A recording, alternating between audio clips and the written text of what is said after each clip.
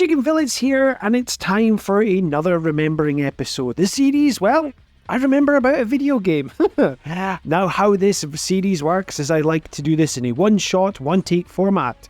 So if there's spoilers, if there's mistakes, well, you've been warned.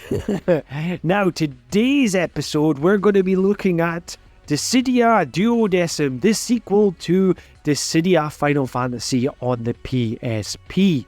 Now, how we also break this down in this series is we look at how I got into said game, what my general thoughts were, and the future of said game. Now, I will be focusing purely on Dissidia Duodecim. So, how did I get into this PSP Final Fantasy beat-em-up game? So, I originally got into the Dissidia series with the original on PSP, and weirdly enough, I bought it in a Tesco near me when they were selling PSP games. Now, if you live in the UK, you'll be saddened to know this, but Tesco's don't really sell video games anymore, which is really annoying. A lot of supermarkets are stopping selling video games. Yeah, anyway, that aside. So I quite enjoyed my time with the first Dissidia game.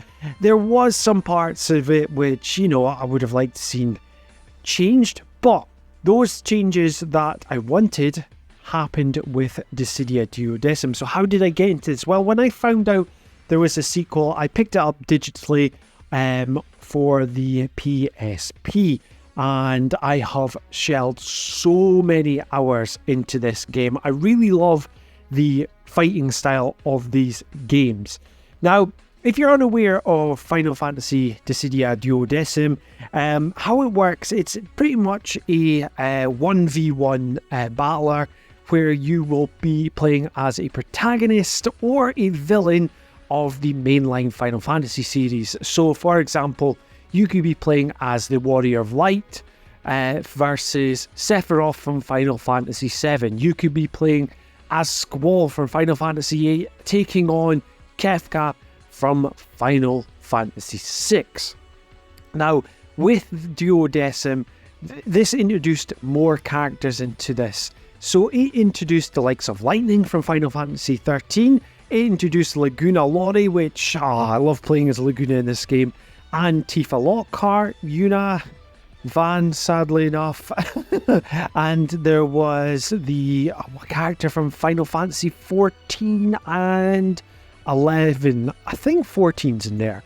I might be wrong. I can't remember. I'm doing this off the top of my head, remember. That's the whole point of the Remembering series. Now, with this as well, it had a really good story to it. Now, the story is a prequel to the original game. Now, my remembering as well is that the original game is actually included in this as well. So you get this on top of the new story added onto the game. So also with this, you get a world map. And you know me, I love a world map. And you play as the different characters. You play as the new characters, in individual stories leading up to the end of the cycle, because the way that Dissidia Duodecim works, well, the Dissidia series, basically there's a battle between Chaos and, what's her name? Cosmo? Cosmo's a... Cosmo? Why am I thinking Cosmo? Cosmo is a takeaway place or a restaurant in the UK. Anyway, whomever the goodie in this game is, so they basically get they have their own team, so it could be a mixture of villains and protagonists who fight on behalf of these gods. And basically, this is a continuing cycle of war. So this is the 12th cycle before the main 13th cycle, which is the story of the first Dissidia game. Waffling on a bit.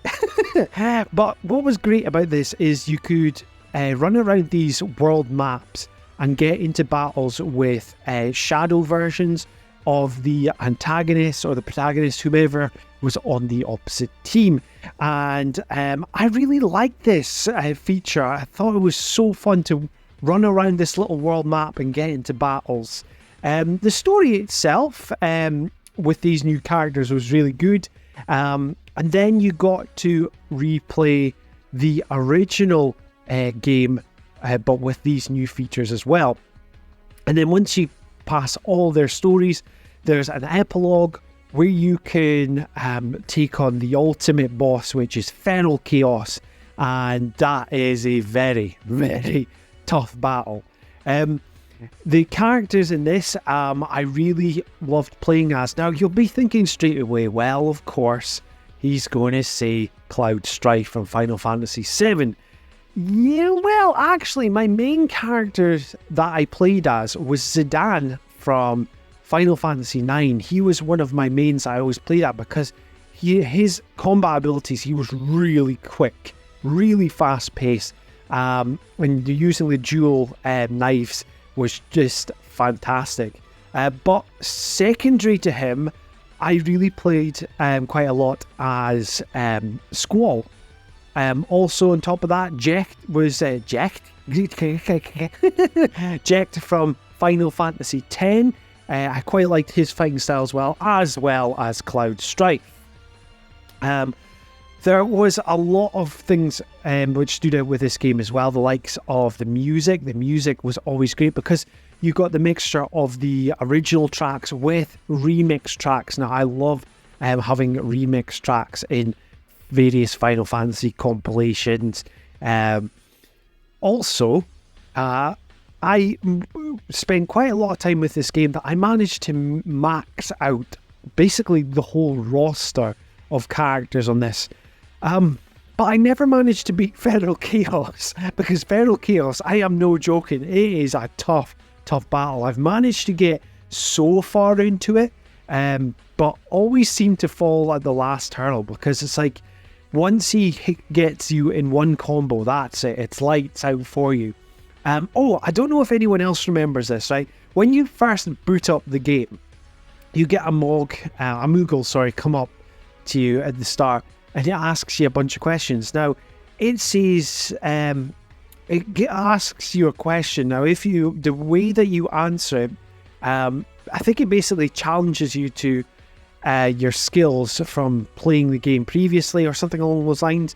And if you say yes to this, it drops you straight in as a level 1 lightning from Final Fantasy XIII straight into the battle with Feral Chaos, and you just get your ass handed to you. I'm sure there's probably someone on YouTube who has actually completed this fight as a level 1 lightning. There will always be someone who can beat it, but when I got them to this stage, I was just handed my ass on a plate. It was just so funny when that happened. Now, what would I think about Dissidia going forward? Right, so we had Dissidia NT, which sadly was not great. The way that this worked, it was a 3-on-3 battler, and it was only on the PlayStation 4. It was originally in the Japanese arcades. I remember I got asked, I managed to get onto the beta for this, and I just was so let down by it because the changes of it were just horrible. I just did not like the gameplay at all. The 3v3 I just did not like. I liked the 1v1 aspect of it.